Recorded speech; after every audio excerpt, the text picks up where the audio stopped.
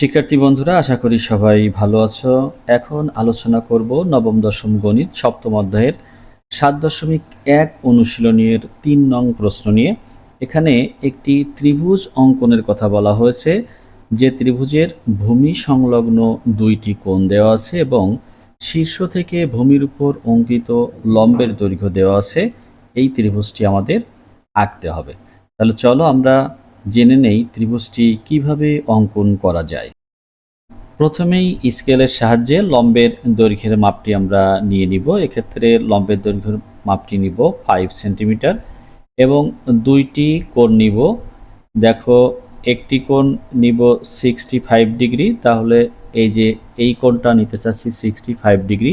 চাঁদার সাহায্যে 65 ডিগ্রি কোণটি এঁকে নিব। দেখো, এই যে চাঁদাকে তোমরা এইভাবে ধরবে। দেখো 65 ডিগ্রি আমরা চাঁদার সাহায্যে যে বরাবর পাবো। দেখো এখানে 10, 20, 30, 40, 50, 60, এই যে 60 এবং 70-এর মাঝামাঝি, অর্থাৎ এরকম জায়গাতে এই যে আমি একটা ছোট্ট একটু চাঁদার পাশে একটু বিন্দু দিয়ে রাখলাম, এই বিন্দু বরাবর যোগ করলে আমরা 65 ডিগ্রি কোণ পেয়ে যাব। এখন স্কেলের সাহায্যে আমরা এই 65 ডিগ্রি কোণটি আঁকবো। দেখো এই যে ঠিক এই বরাবর, ওই দেখো একেবারে এই যে এইখানটাতে আমি যেখানে একটা ছোট্ট একটা বিন্দু দিয়ে রেখেছিলাম, ঠিক ওই বরাবর এখন দাগটি দিলে আমরা 65 ডিগ্রি কোণ পেয়ে যাব। তোমরা এভাবে চাঁদার সাহায্যে খুব সহজেই 65 ডিগ্রি কোণ এঁকে নিতে পারবে। তাহলে এখানে আমি 65 ডিগ্রি কোণ এঁকে দেখালাম। আরেকটি কোণ নিব, দেখো 55 ডিগ্রি বাহুটি নিয়ে নিলাম এবং অপর একটি বাহু যখন নিব তখন 55 ডিগ্রি কোণ হয় এমন মাপে আমরা একটি বিন্দু বসাবো প্রথমে।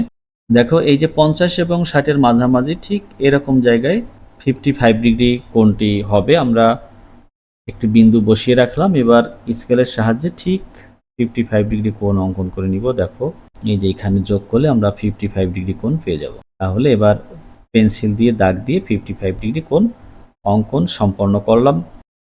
লম্বটির নাম দিলাম এইচ, এই 65 ডিগ্রি কোণকে দিলাম এক্স নাম এবং এই কোণটাকে দিলাম ওয়াই। এটা নিয়েছি 65 ডিগ্রি, এটা নিয়েছি 55 ডিগ্রি এবং এই যে লম্বের দৈর্ঘ্য এটা নিয়েছিলাম 5 সেন্টিমিটার।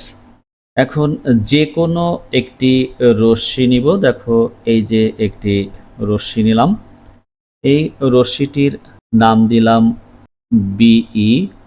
বিই রশ্মির উপর যে কোনো একটি বিন্দু নেই, বিন্দুটির নাম দিলাম ও বিন্দু। এখন এই ও বিন্দুতে আমরা একটি লম্ব অঙ্কন করব। দেখো কম্পাসের সাহায্যে আমরা লম্ব অঙ্কন করব, কারণ লম্বের দৈর্ঘ্য দেওয়া আছে, এজন্য আমরা শুরুতে একটি লম্ব অঙ্কন করে নিব। দেখো এই যে লম্ব অঙ্কনের কৌশল, যে কোনো ব্যাসার্ধ নিয়ে প্রথমে বৃত্তচাপ অঙ্কন করতে হয়। ঠিক ওই একই ব্যাসার্ধ নিয়ে ওই বৃত্তচাপের যে একটি প্রান্তবিন্দু আছে যেটা এই বি রশ্মিকে ছেদ করেছে, এই বিন্দুকে কেন্দ্র করে আবার কি করতে হবে, ওই আগের বৃত্তচাপের উপর একটি বৃত্তচাপ অঙ্কন করতে হবে। দেখো এই যে এখানে একটা বৃত্তচাপ অঙ্কন করতে হবে।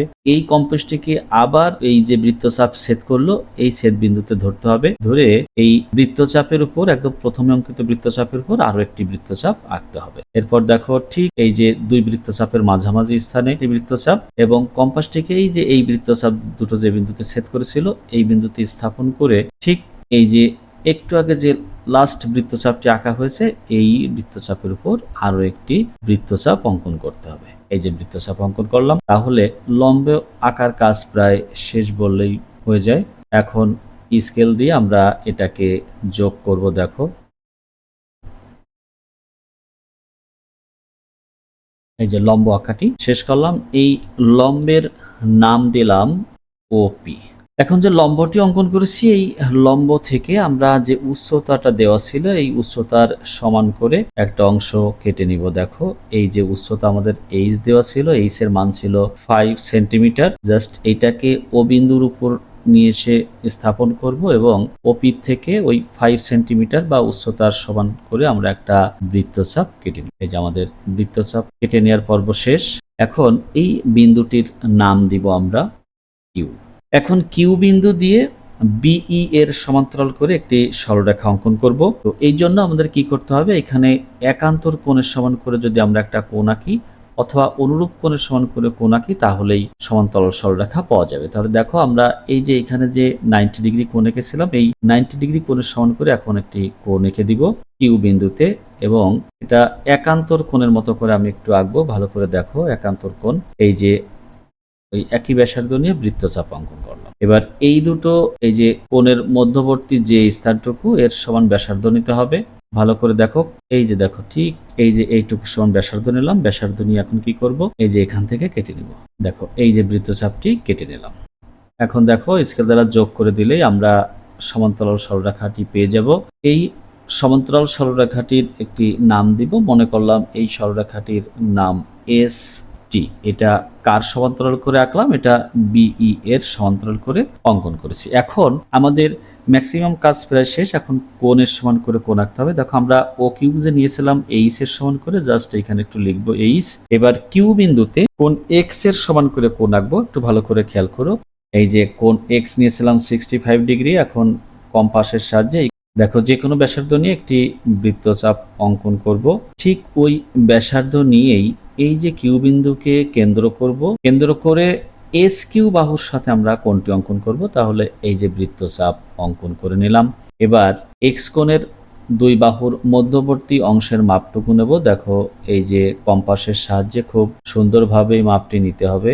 এই যে এখানে বৃত্তচাপ নিতে হবে। ঠিক এই মাপ নিয়ে আমরা কি করব, কিউ বিন্দুতে যে আগে বৃত্তচাপটি নিয়েছিলাম ওইখানে একটি কোণ অঙ্কন করব। দেখো এই যে যা আগের বৃত্তচাপকে একটি বিন্দুতে ছেদ করেছে, এবার আমরা কোণটি অঙ্কন করব। দেখো স্কেলের সাহায্যে পেন্সিল দিয়ে যোগ করে দিব, তাহলে কোণের বাহুটি পেয়ে যাব।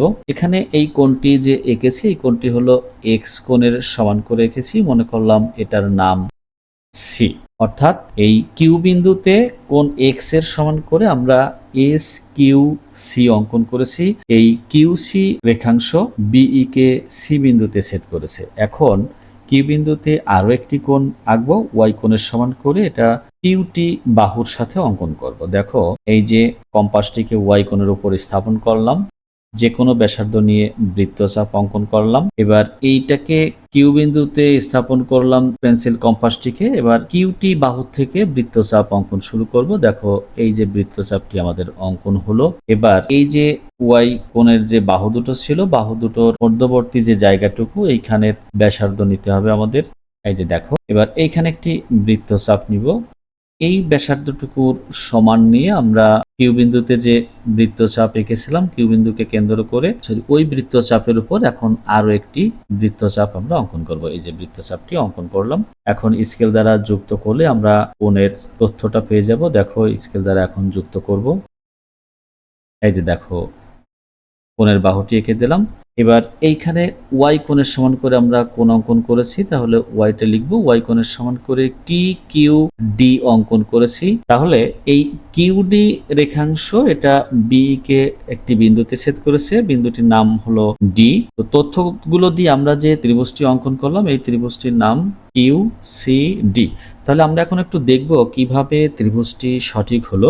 তোমরা একটু ভালো করে খেয়াল করো। এখানে আমরা যে ও কিউ অংশটি নিয়েছি, এটা ওই ত্রিভুজের উচ্চতা বা লম্ব, এবং দেওয়া ছিল আরো দুটো কোণ, একটা কোণ এক্স, একটা কোণ ওয়াই। দেখো আমরা এখানে এসটি, এই এসটি এবং বিই এই দুটোকে এঁকেছিলাম সমান্তরাল ভাবে, এবং এক্স কোণকে এঁকেছি এস কিউ বাহুর সাথে। ফলে এইটা এই যে সি বিন্দুতে একান্তর কোণ হিসাবে এক্স কোণ এখানে কিন্তু চলে এসেছে। আবার একইভাবে আমরা ওয়াই কোণের সমান করে এঁকেছি কিউটি বাহুর সাথে। এই কিউটি বাহুর সাথে আঁকার ফলে এটাও একান্তর কোণ হয়ে এটা ডি বিন্দুতে চলে এসেছে। অর্থাৎ আমাদের এক্স কোণটি আছে এই ত্রিভুজের সি বিন্দুতে এবং ওয়াই কোণটি আছে ত্রিভুজটির ডি বিন্দুতে। তাহলে দুটো কোণ এই ত্রিভুজের মধ্যে আছে, এবং এই ত্রিভুজটির উচ্চতা যে এইচ ছিল বা লম্বর মান যে এইচ ছিল, সেই এইচ বা লম্বও কিন্তু এই ত্রিভুজটির মধ্যে রয়েছে। সেই হিসাবে আমরা বলতে পারি আমাদের তথ্যগুলো দিয়ে যে ত্রিভুজটি অঙ্কন করার কথা ছিল বা আমরা যে ত্রিভুজটি অঙ্কন করেছি এখানে, সেই ত্রিভুজটি নাম কিউসিডি, যার সমস্ত তথ্য এই ত্রিভুজটির মধ্যে রয়েছে। ত্রিভুজটি কিভাবে অঙ্কন করা হয়েছে এর সম্পূর্ণ অঙ্কনের বিবরণ বা বর্ণনা আমি ভিডিওর একদম শেষ অংশে যুক্ত করে দিব। তোমরা আশা করি দেখে নেবে। সবাইকে অসংখ্য ধন্যবাদ।